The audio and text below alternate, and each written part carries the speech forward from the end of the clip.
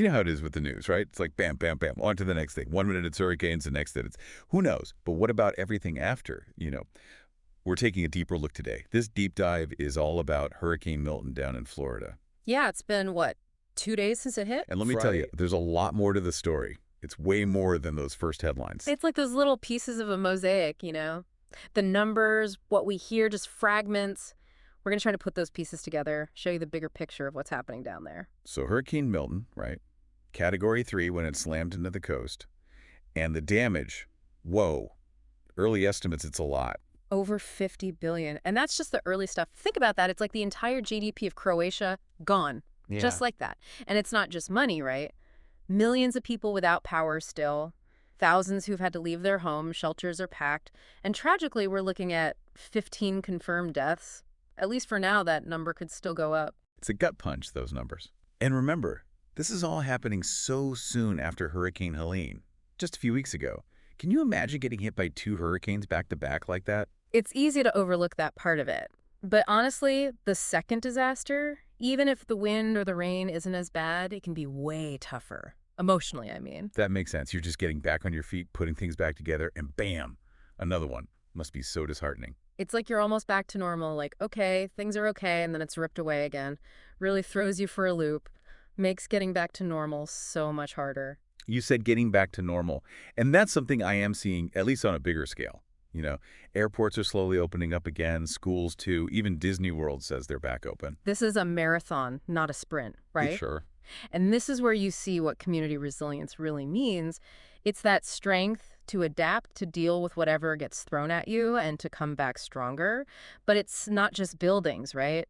It's lives, routines, that feeling of belonging to a place, getting all that back. And you see that resilience playing out in so many ways, big and small. Like this one family, the Lunenbergers, down in Siesta Key.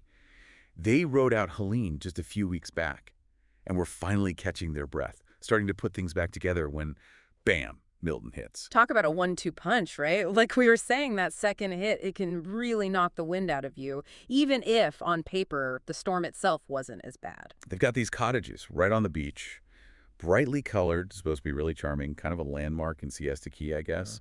But reading their descriptions of the damage, like picket fences all over the place, this beautiful old mango tree completely stripped bare. It's stark.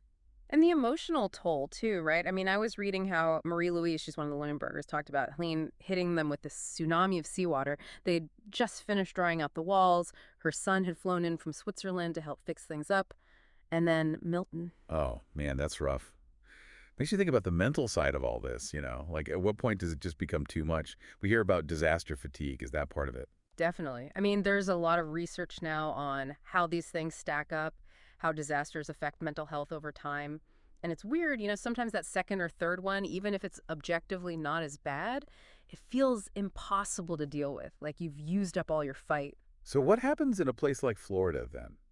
Where hurricanes, sadly, they're not exactly a surprise. Do people just sort of get used to it? That's the thing about resilience. It's not like an on-off switch. Yeah. People are amazing. They adapt. They find ways to cope. But everyone has a limit, right? And what we often see is it's the stuff you don't see right away. The stress, the money problems.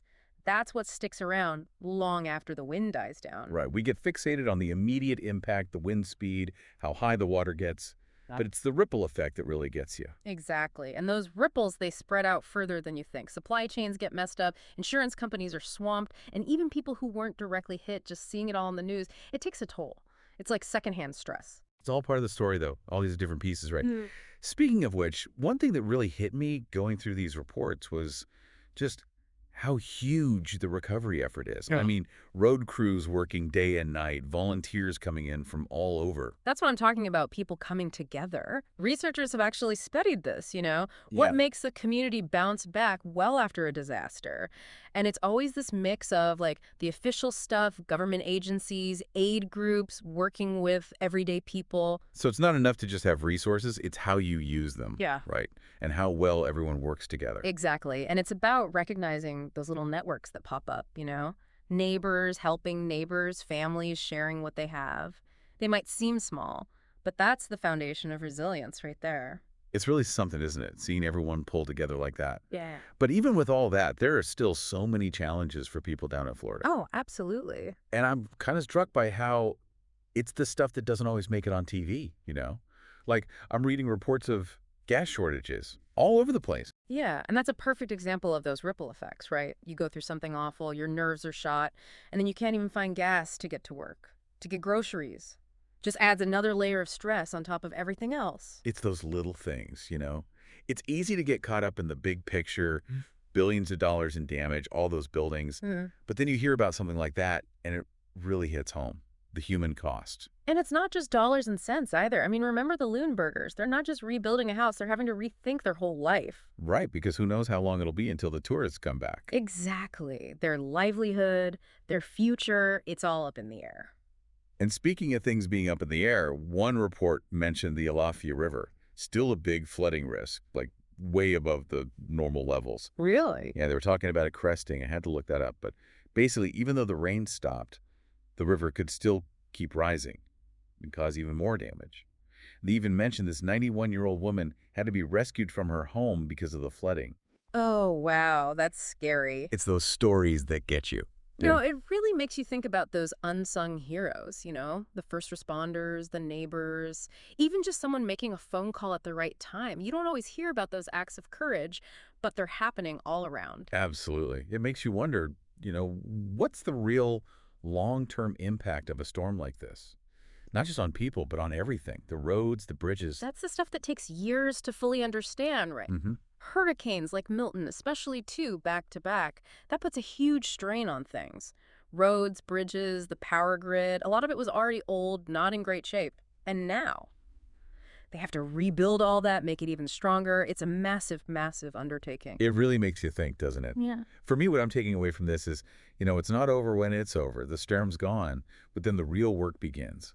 Rebuilding, figuring out what comes next. Those are the stories we need to keep telling, long after the news cameras have moved on. It's a marathon, that's for sure. It is. And we can all learn something from it, I think. It's about resilience, right? Figuring out how to keep going, even when things get tough. And that's something we all need, no matter what kind of storm we're facing.